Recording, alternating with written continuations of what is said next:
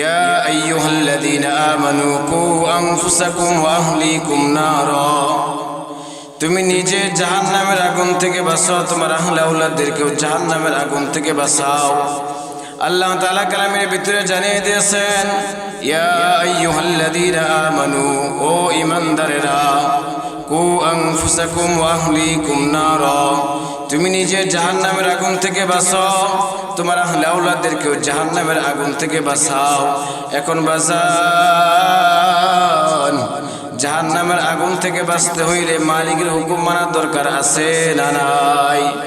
এই জন্য ভাই দুস্থ বুজুর্গ হাতে পায়ে ধরিয়া বলি, বাঁচান 5 ওয়াক্ত নামাজ ঠিক মতো আদায় করিও, সামনে রমজান মাস, অতি নিকটে রমজান মাসে রোজাগুলো রাখিও। বাজার অন্ধকার কবর, বড় সাপ বিচ্ছুর ঘর, পোকামাকড়ির ঘর, এমন ভয়ানক জায়গা, এমন ভয়ানক জায়গা, যেই জায়গায় কোনো সঙ্গী নাই, কোনো বন্ধু নাই, কোনো বান্ধবী নাই। ওই অন্ধকার কবর যখন তোমাকে আমাকে একা একা শোয়া, যখন সবাই করে চলে আসবে, সন্ধ্যায় কিন্তু তোমার আমার ঘরে বাতি জ্বলবে, তোমার আমার কবরে কিন্তু একটা লাইটও জ্বালানো হবে না। কথা বলেন ঠিক কিনা? এই জন্য ভাই দুস্থ বুজুর্গ, ওই অন্ধকার কবরের সামানা গোছায় নিয়ে যাওয়া দরকার আছে না নাই? আল্লাহ তাআলা কালামের ভিতরে বলতেছেন, আল্লাযী খালাকাল মাউতা ওয়াল হায়াতা লিয়াবলুয়াকুম আইয়ুকুম আহসানু আমালা। আল্লাযী খালাকাল মাউতা ওয়াল হায়াত, আমি আল্লাহ তাআলা হায়াত দিয়েছি, আমি আল্লাহ তাআলা বান্দাকে মওত দিয়েছি। ও বান্দারা, তোমরা দুনিয়ায় যাওয়ার পর, দুনিয়ায় থাকার পর, তোমাদের জিহানে, তোমাদের মাথায়, তোমাদের ব্রেনে ধরতে পারে যে আমরা তো জানি দুনিয়াতে মানুষ, আমরা আগে দেখি দুনিয়াতে মানুষ আসার পরে মানুষ আগে হায়াত পায়, এরপর মানুষ মৃত্যুবরণ করে। আগে তো আল্লাহ তাআলা এখানে হায়াতের কথা বলতেছেন না, বরং আগে মওতের কথা বলতেছেন। কিন্তু আমাদের থিওরিতে দেখা যায় কেমন জানি, আমাদের থিওরিতে দেখতেছি আমরা দুনিয়াতে আগে আসলাম, আগে হায়াত পাইলাম, এরপর মওত ঘোষণা হয়। কিন্তু আল্লাহ তাআলা কালামের ভিতরে বলতেছেন, আল্লাযী খালাকাল মাউতা ওয়াল হায়াতা লিয়াবলুয়াকুম আইয়ুকুম আহসানু আমালা। এতে আল্লাহ তাআলা কি বুঝাইলেন? ওরে বান্দা, আমি আল্লাহ তাআলা তোকে আমি হায়াত দিয়া দুনিয়াতে পাঠাইছি। এবার আমি জানতে চাই, আমাদের যে হায়াত দিয়েছেন, আমাদের হায়াতের মালিক কে? আরো জোরে আওয়াজ দেব, হায়াতের মালিক কে? আল্লাহ তাআলা হায়াতের মালিক। এবার বলেন তো দেখি, মওতের মালিক কে? আরো জোরে আওয়াজ দেবেন না আল্লাহ। আল্লাহ তাআলা হায়াতের মালিক, মওতের মালিক। মাঝখানের সময়টুকু আমার আপনারা কিন্তু কাটানোর দরকার ছিল আল্লাহর জন্য। কথা বলেন ঠিক কিনা? আরে ভাই দুস্থ বুজুর্গ, সময় একেবারেই কম। আরে ভাই দুস্থ বুজুর্গ, আল্লাহ তাআলা যেহেতু কালিমের ভিতরে জানিয়ে দিয়েছেন, আল্লাযী খালাকাল মাউতা ওয়াল হায়াতা, মওত দিবেন আল্লাহ তাআলা, হায়াত দিয়া দুনিয়াতে পাঠাই দিয়েছেন। এখন ভাই দুস্থ বুজুর্গ, হায়াত দিল আল্লাহ তাআলা, মওত দিল আল্লাহ তাআলা, মাঝখানের সময়টুকু কিন্তু তুমি আমি আল্লাহ তাআলাকে বলিয়া কেমন জানি দুনিয়ার পাগল পারা হয়ে রয়েছি। কথা বলেন ঠিক কিনা? আরে ভাই দুস্থ বুজুর্গ, আল্লাহ তাআলা কালামের ভিতরে আরেক জায়গায় বলেন, কুল্লু নাফসিন যায়িকাতুল মাউত সুম্মা ইলাইনা তুরজাউন। সকল প্রাণীর একদিন মৃত্যুর স্বাদ গ্রহণ করাই লাগবে। এরে বান্দা বান্দিরা, তোরা কবরে চিন্তা করো আর না করো, কবরে সামানা গুছাও আর না গুছাও, তোমার জিন্দেগি তুমি যেইভাবে চালাও না কেন, মালাকুল মওত কিন্তু একদিন আসিয়া হাজির হয়ে যাবে। কথা বলেন ঠিক কিনা? আরে ভাই দুস্থ বুজুর্গ, কবরের প্রস্তুতি তুমি আমি গ্রহণ করি আর না করি, হায়াতের বাতি যখন জিমিয়া যাইবে, তখন কিন্তু দুনিয়ার কোনো ক্ষমতাশীল, দুনিয়ার কোনো বাদশা, দুনিয়ার কোনো রাজত্ববান মালিকও কিন্তু আমাকে আটকে রাখতে পারবে না। কথা বলেন ঠিক কিনা? আরে ভাই দুস্থ বুজুর্গ, হাতে পায়ে ধরিয়া বলি রে বাজান, আল্লাহ তাআলা কালামের ভিতরে জানিয়ে দিয়েছেন কুল্লু নাফসিন যায়িকাতুল মাউত, সকল প্রাণী মৃত্যুর স্বাদ একদিন গ্রহণ করাই লাগবে। কিন্তু বাজান তুমি আমি যে কবরে চলে যাব, কি নিয়ে কবরে রওনা দিলাম, কবরে কি সামান আবার গোছাইতে পারলাম? হায়াতের জিন্দেগির দিকে তাকাইলে দেখি শুধু গুনার গুনাহ। আখিরাতের ময়দানে, হাসরের ময়দানে যখন তোমার আমার আমলনামা যখন হাতে দেওয়া হবে, আরে আমলনামা দেওয়ার পর আল্লাহ তাআলা কালামের ভিতরে বলবেন ইকরা কিতাবাক কাফা বিনাফসিকাল ইয়াউমা আলাইকা হাসিবা। এ বান্দা, দুনিয়াতে তুই যা কিছু করছো, দুনিয়াতে তুই যা কিছু করছো সব কিছু এখানে নোটিশ করা আছে, সব কিছু লেখা আছে। আরে বান্দা তুই তাকায় দেখ, তুই কোন জায়গায় কি করছো, কোন জায়গায় কি করছো। আরে বান্দা হাতে আমলনামাটা পাওয়ার পর বান্দা ডাক দিয়ে বলবে রে আল্লাহ, এই গুনাহটা তো মনে হয় কিছুদিন আগে আমি করলাম, এই নাফরমানিটা মনে হয় কিছুদিন আগে আমি করলাম। আরে বান্দা হাতে আমলনামা পাওয়ার পর বান্দা দেখবে যে এমন অবস্থা, বান্দার আমলের খাতাটা কেমন জানি একদমই ছোট্ট, বান্দার গুনার খাতাটা কেমন জানি বিশাল বড় হয়ে গেছে। আরে বাসান ভাই, দুঃস্থ বুজুর্গ, এই জন্য মৃত্যুর সাহায্য একদিন গ্রহণ করে লাগবে। কবরের প্রস্তুতি গ্রহণ করার দরকার আছে না নাই? কবরের প্রস্তুতি গ্রহণ করার দরকার আছে নাই? ভাই দুঃস্থ বুজুর্গ, আল্লাহ তাআলা তোমাকে আমাকে মালিকের নিয়ামত দিয়া ডুবায় রাখছে। মালিক তোমাকে আমাকে নিয়ামত দিয়া দুনিয়াতে চলাইতেছে। আরে বান্দা, আমি আল্লাহ তাআলা তোকে সব নিয়ামত দিয়া ডুবায় রাখলাম। আমি আল্লাহ তাআলা তোকে নিয়ামত দিয়ে এমন ভাবে ডুবায় রাখছি, আমি প্রায় সময় প্রায় প্রোগ্রামে একই কথা বলি যে আমার বান্দা বান্দীদেরকে আল্লাহ তাআলা, আল্লাহ পাক রব্বুল আলামিন তার বান্দা বান্দীদেরকে কেমন নিয়ামতের ভিতরে ডুবায় রাখছেন। একটা মানুষ পুকুরে ডুব দিতে যায়, যখন গোসল করে, ওই বান্দাটা পুকুরে যখন ডুব দিয়ে গোসল করার জন্য পুকুরে ডুব দেয়, ওই বান্দার চতুর্পাশে যেই রকম নাকি শুধু পানি আর পানি, পানি ছাড়া বিকল্প কিছু থাকে না। আরে ভাই দুঃস্থ বুজুর্গ, আল্লাহ তাআলা তোমাকে আমাকে মালিকের নিয়ামত দিয়ে চতুর্পাশে কেমন জানি ডুবায় রাখছে। কিন্তু মালিক এত নিয়ামত পাওয়ার পর ওই মালিককে তুমি আমি ভুলিয়ে গেছি। কথা বলেন ঠিক ঠিক কিনা? আরে ভাই দুঃস্থ বুজুর্গ, তোমার আমার বাড়িতে মেহমান চলে আসলো, আমি কি করলাম? খাবারের কোনো আয়োজন করতে পারতাছি না, খাবারের কোনো ব্যবস্থা করতে পারতাছি না। আমি কি করলাম? একটা মুরগি, বাচ্চাওয়ালা একটা মুরগি আছে, এই বাচ্চাওয়ালা মুরগিটারে কি করলাম? জবাই করলাম। আরে বাচ্চাগুলো চেউ চেউ করে মুরগির ঘরে ঢুকে গেল। সকালবেলা যখন বাচ্চাগুলো ছাড়িয়ে দেওয়া হয়, ওই বাচ্চাগুলো চেউ চেউ চেউ চেউ করে ঘুরে ফিরে ঘরের চতুর্পাশে দিয়া ঘুরে আর চেউ চেউ করে ডাকে। আরে কেমন জানি মুরগির বাচ্চাটাকে বোঝা যায়, মা তুমি কোথায় গেছ? তোমাকে তো খুঁজে পাইতেছি না। আরে মুরগির বাচ্চা বারবার ঘুরতেছে আর ফিরতেছে আর চেউ চেউ করে কেমন জানি মাকে ডাকতেছে। আরে বাসার মালিক তোমাকে আমাকে কিন্তু তাকায় তাকায় সব দেখতেছেন। আল্লাহ তাআলা ডাক দিয়ে বলে, বান্দা, আমি আল্লাহ পাক রব্বুল আলামিন সব কিছু তাকায় তাকায় দেখতেছি।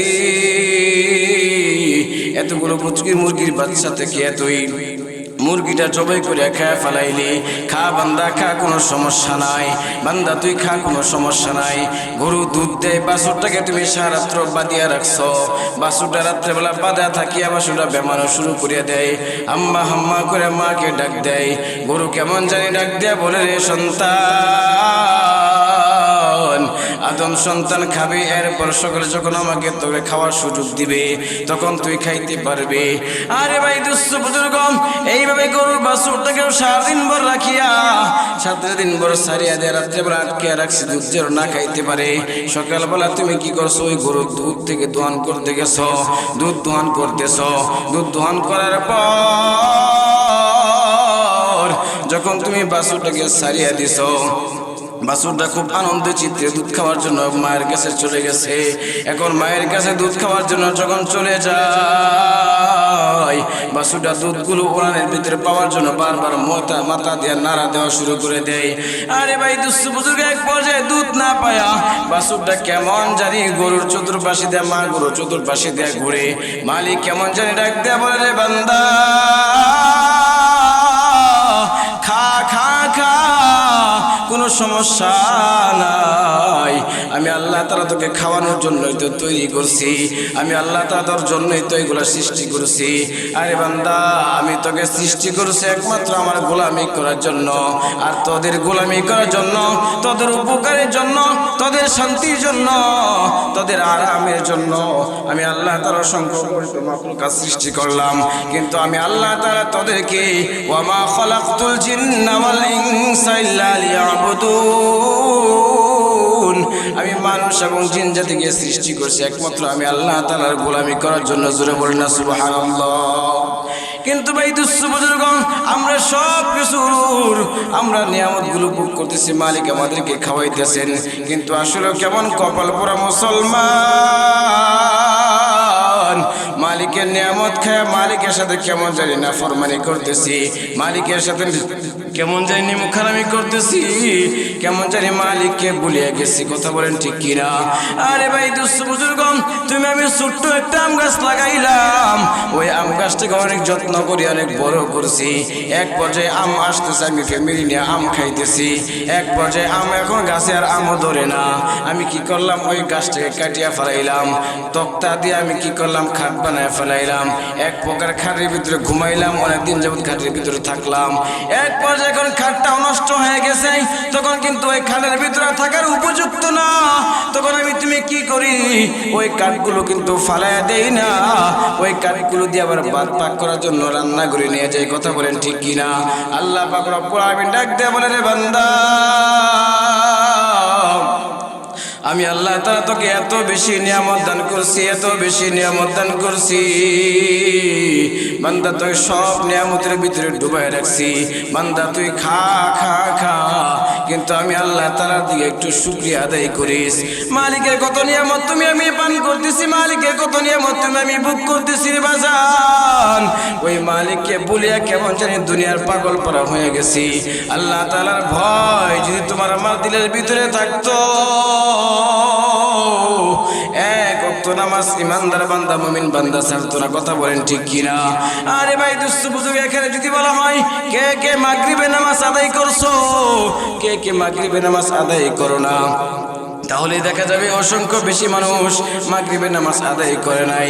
অসংখ্য আবার যদি দেওয়া হয় যে এশার নামাজ কে কে পড়ে নাই, বেশিরভাগ মানুষ তারা পূর্বে এশার নামাজও আদায় করে নাই। আরে ভাই দুস্থ বুজুর্গ, এইভাবে কেমন জানি খেলায় খেলায় দুনিয়ার সময় কাটাইলাম, হায়াতের বাতি যেদিন জিমিয়া যাইবে, দুনিয়ার টাকা পয়সা, দুনিয়ার ঘর বাড়ি, দুনিয়ার সব কিছু দুনিয়ায় পড়িয়া থাকবে, কিন্তু কোনো কিছু তোমার আমার সঙ্গী হয়ে কবরে যাবে না। মাত্র দুইটা জিনিস কবরে যাবে, একটা হচ্ছে নেক আমল, একটা হচ্ছে বদ আমল। আরে আল্লাহর গোলাম,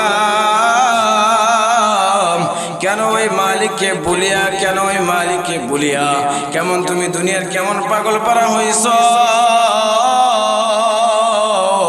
বাজান মনকে একটু বুঝানোর চেষ্টা করো, মালিক কেন তোমাকে আমাকে দুনিয়ায় পাঠাইলো, মালিক কি কারণে কি উদ্দেশ্যে দুনিয়ায় তোমাকে আমাকে পাঠাইলো। তুমি আমি দুনিয়াতে একটা ঘর বানাইলাম, তুমি আমি দুনিয়াতে যা কিছু করি সব কিছুর কিন্তু একটা উদ্দেশ্য থাকে। মালিক তোমাকে আমাকে দুনিয়াতে পাঠাইছে, তারও কিন্তু একটা উদ্দেশ্য আছে। কথা বলেন ঠিক কিনা?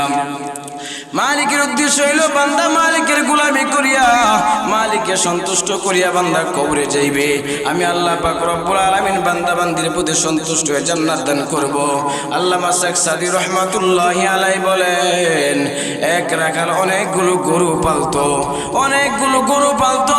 ওই গরুগুলো যখন ওই পাহাড়ে নিয়ে গেছে, পাহাড়ে গরুগুলো নিয়ে যাওয়ার পর ওই রাখাল কি করলো, গরুগুলোর পাহাড়ের ভিতরে রাখলো, পাহাড়ের ভিতরে শুকনা শুকনা ঘাস খাওয়ায়, কোনোদিন ওই পাহাড়ের উপর পাহাড়ে নিয়ে যায় না। উপর পাহাড়ে অনেক তরুতাজা ঘাস আছে, কিন্তু সবসময় মালিক কি করে ওই শুকনা ঘাসে যায় গরুগুলো বাইতে রাখে। সব গরুর ভিতর থেকে একটা গরু কেমন জানি ডাক দিয়া বলতেছে, মালিক তো প্রতিদিন আমাদেরকে শুকনা ঘাস খাওয়ায়, কোনদিন তো মালিক আমাকে তরতাজা ঘাস খাওয়ার জন্য ওই পাহাড়ে উসাই নিয়ে যায় না। আর এক গরু একদিন ডাক দিয়ে বলতেছে, আজকে মালিক যখন সন্ধ্যায় যখন আমাদের গলায় যখন রশি লাগাইতে আসবে, আমরা মালিকের রশি গলায় লাগাবো না, আমরা মালিককে দেখার সাথে সাথে দৌড়ে পাহাড়ে উঠে যাব। আর পাহাড়ে উঠে যাওয়ার পর ওইখানে তরতাজা ঘাস আছে, ওই ঘাসগুলো আমরা খাইতে পারবো, মনের ভিতরে শান্তি লাগবে, তৃপ্তি সহকারে ওই ঘাসগুলো আমি খাইতে পারবো। আরে ভাই দুস্থ বুজুর্গ, সকাল গরু যখন মালিকের হাতে সন্ধ্যার সময় রশি লাগাইল, একটা গরু কেমন জানি মালিকের হুকুম অমান্য করিয়া ওই উঁচু জায়গায় পাহাড়ে চলে গেল তরতাজা ঘাস খাওয়ার জন্য, সবুজ ঘাস খাওয়ার জন্য। এখন ভাই দুস্থ বুজুর্গ, ওই দিক দিয়া মালিকের এক জানোয়ার, এক পশু যার নাম হইল বাঘ, ওই বাঘ মালিকের কাছে দোয়া করতেছে, বলতেছে, আল্লাহ আজকে 3 দিন যাবত হয়ে গেল আমি এখনো কোনো খানা পাচ্ছি না, আল্লাহ তুমি কি আমাকে না খাওয়ায় মাইরা ফেলাইবা নাকি? তুমি কি আমার জন্য রিজিকের ব্যবস্থা কি করতা না রে আল্লাহ? বাঘ যখন মালিকের কাছে দোয়া করতেছে, মালিক আল্লাহ তাআলা বাঘের দোয়া কবুল করে ফেলাইছেন। এখন বাঘকে আল্লাহ তাআলা কেমন জানি ডাক দেয়া বলতেছে, ও আমার জানোয়ার, ও মাখলুক, পিছন দিকে তাকায় দেখ, তোর জন্য কিন্তু খাবার রেডি আছে। বাঘটা কেমন জানি পিছন দিকে তাকায় দেখতেছে, সুন্দর তরুতাজা একটা গরু ঘাস খাইতেছে। বাঘটা কি করলো, লাফ দিয়া যায় ওই গরুটাকে লাফ দিয়া ধরে ফেলাইছে। এখন ধরার পর যখন গরুর চুষনি দিয়া যখন রক্ত খাওয়া শুরু করিয়া দিছে, এখন গরুর রক্তগুলো চুইসা চুইসা খায়। আর গরু বলতেছে, আমি তো একসময় মালিকের হুকুম অমান্য করছি, মালিকের হুকুম অমান্য করার কারণে আমার জীবন বুঝে আজকে এখানে শেষ। এক পর্যায়ে মালিক কিন্তু ওই মালিকের হুকুম যদি আজকে অমান্য করার কারণে আমার জীবন এখানে শেষ হয়ে গেল। আর অন্যরা কি করলো, গলায় রশি লাগায় সবাই বাসায় দিকে চলে গেল, আর আমার জীবন বুঝে এখানে শেষ হয়ে গেল। ঠিক তেমন এভাবে ভাই দুস্থ বুজুর্গ, ওলামায়ে কেরামরা, আল্লাহ ওয়ালারা, হুজুররা, তোমাদেরকে আমাদেরকে হাতে পায়ে ধরিয়া কোরআন ও হাদিসের রশি নিয়ে তোমার আমার কাছে দৌড়ায়, তোমার আমার কাছে কিন্তু কোরআন হাদিসের রশি নিয়ে দৌড়াইতেছে, তোমাকে আমাকে বুঝাইতেছে, তোমাকে আমাকে ডাকতেছে, ওদিকে যাস না, ওদিকে যাস না, জাহান্নামের কিনারায় যাস না। আরে জাহান্নামের কিনারায় যাওয়ার পর হায়াতটা যদি শেষ হয়ে যায়, মালাকুল মুদাসসির কিন্তু পিছন দিয়া খাপ দিয়ে ধরে ফেলাইবে, তুই সামনের দিকে আর বাড়তে পারবি না, বরং ওষুধ খায় কিন্তু জাহান্নামের গর্তের ভিতরে পড়িয়া যাইবে। আরে ভাই দুস্থ বুজুর্গ, ছোট্ট 3-4 বছরের বাচ্চা যদি পুকুর ঘাটের বৈশা বৈশা পানি নিয়ে খেলা করে, তখন তুমি আমি বিবেকহীন মানুষ হইয়া যখন দেখবো ছোট্ট মাসুম বাচ্চারা পানি নিয়ে বড় মজা করতেছে, খেলা করতেছে, তাহলে তুমি আমি কি করব? যখন দেখবো, দেখার পর কিন্তু ওই সন্তানটা, ওই বাচ্চারা পুকুর ঘাটে রাইখা যাবো না। কথা বলেন ঠিক কিনা?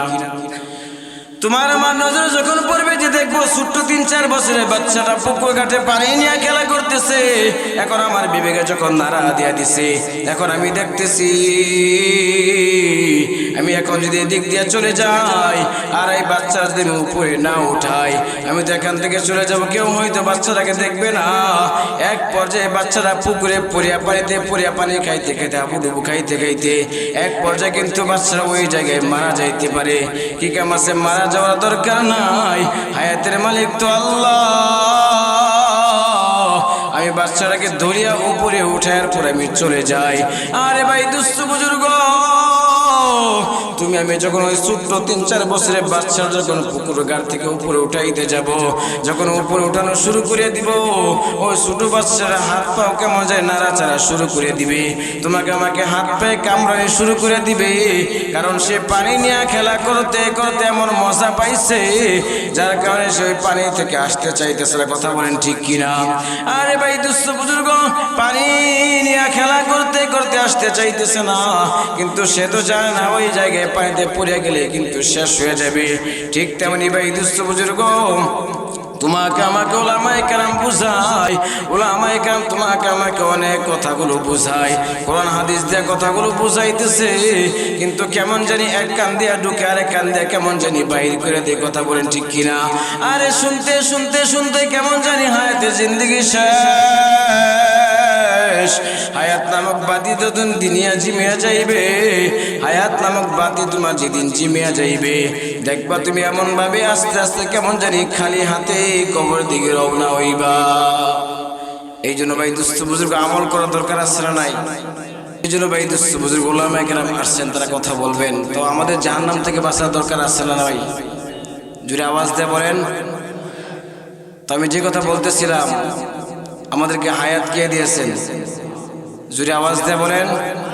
আল্লাহ তাআলা আমাদেরকে হায়াত দিয়েছেন। মৌত দিবেন কে? আল্লাহ তাআলা। হায়াত আল্লাহ তাআলা দিয়েছেন, মৌত আল্লাহ তাআলা দিয়েছেন, দিবেন। তো মাঝখানের সময়টুকু কার জন্য কাটানো দরকার ভাই? কার জন্য? আল্লাহর জন্য। তো আসলে মাঝখানের সময়টুকু ভাই আমি আপনাকে আল্লাহর জন্য কাটাইতেছি? বরং দুনিয়ার জন্য কিন্তু কাটাইতেছি। এই দুনিয়া দুনিয়া করিয়া কিন্তু আমার জীবনটাকে আমি শেষ করে দিলাম দুনিয়ার পিছনে। কোনোদিন চিন্তাও করলাম না যে আমি কবরে কি নিয়ে রওনা হলাম, কি নিয়ে আমি কবরে যাব, কি নিয়ে কবরে রওনা দিলাম। কোনোদিন চিন্তা ফিকির আমার ভিতরে নাই। তো এই জন্য ভাই দুস্থ বুজুর্গ, মানুষ একটা বরফের চাকা এক জায়গায় রাখা দিলে বরফ কিন্তু শক্ত জিনিস, তাই না? যেমন শক্ত এমন কিন্তু নরম। সাবান একজনের মাথায় যদি একটা সাবান মিলে আমার ফিক মারে, তো মাথায় বা যে কোনো গায়ে যে কোনো জায়গায় লাগুক, ব্যথা পাইবে কে পাইবে না? বলেন, পাইবে কে পাইবে না? বরফ যদি একটা বরফের চাকা যদি কারো গায়ে ছুঁড়ে মারা হয়, তাহলে সে ব্যথা পাইবে কে পাইবে না? ব্যথা পাইবে। কিন্তু আপনি ওই বরফের চাকাটা অথবা সাবানটা এক জায়গায় রেখে দিচ্ছেন পানির উপরে, বরফটা এক জায়গায় রেখে দিচ্ছেন আর সাবানটা পানির জায়গায় পানির উপরে রেখে দিচ্ছেন, তো ওই বরফ সাবান গলতে গলতে গলতে গলতে গলতে গলতে এক সময় কিন্তু সব শেষ। বরফের চাকা থাকে ভাই, গলতে গলতে শেষ পর্যন্ত থাকে না, কিন্তু শেষ হয়ে যায়। ঠিক তেমনই ভাই দুস্থ বুজুর্গ, তোমার আমার হায়াতের জিন্দেগিটাও কিন্তু এমন আস্তে আস্তে শেষ হইতে হইতে এক পর্যায়ে শেষ হয়ে যাবে। তখন বুঝে আসবে যে আমি এখন কবরে চলে আসলাম, কি নিয়ে আসলাম, তখন বুঝে আসবে। তো এই জন্য ভাই দুস্থ বুজুর্গ আল্লাহ তাআলা কালামের ভিতরে বলেন, ইয়া আইয়ুহাল্লাযীনা আমানু কু আনফুসাকুম ওয়া আহলিকুম নারা, তুমি নিজে জাহান্নামের আগুন থেকে বাঁচাও, তোমার আহলে আওলাদদেরকেও জাহান্নামের আগুন থেকে বাঁচাও। আল্লাহ তাআলা কালামের ভিতরে জানিয়ে দিয়েছেন, ইয়া আইয়ুহাল্লাযীনা আমানু, ও ঈমানদারেরা, কু আনফুসাকুম ওয়া আহলিকুম নারা, তুমি নিজে জাহান্নামের আগুন থেকে বাঁচাও, তোমার আহলে আওলাদদেরকেও জাহান্নামের আগুন থেকে বাঁচাও। এখন বাঁচান, জাহান্নামের আগুন থেকে বাঁচতে হইলে মালিকের হুকুম মানার দরকার আছে না নাই? এই জন্য ভাই দুস্থ বুজুর্গ হাতে পায়ে ধরিয়া বলি, বাঁচান 5 ওয়াক্ত নামাজ ঠিক মতো আদায় করিও, সামনে রমজান মাস, অতি নিকটে রমজান মাসে রোজাগুলো রাখিও। বাজার অন্ধকার কবর, বড় সাপ বিচ্ছুর ঘর, পোকামাকড়ির ঘর, এমন ভয়ানক জায়গা, এমন ভয়ানক জায়গা, যেই জায়গায় কোনো সঙ্গী নাই, কোনো বন্ধু নাই, কোনো বান্ধবী নাই। ওই অন্ধকার কবর যখন তোমাকে আমাকে একা একা শোয়া যখন সবাই করে চলে আসবে, সন্ধ্যায় কিন্তু তোমার আমার ঘরে বাতি জ্বলবে, তোমার আমার কবরে কিন্তু একটা লাইটও জ্বালানো হবে না। কথা বলেন ঠিক কিনা? এই জন্য ভাই দুস্থ বুজুর্গ, ওই অন্ধকার কবরের সামানা গোছায় নিয়ে যাওয়া দরকার আছে না নাই?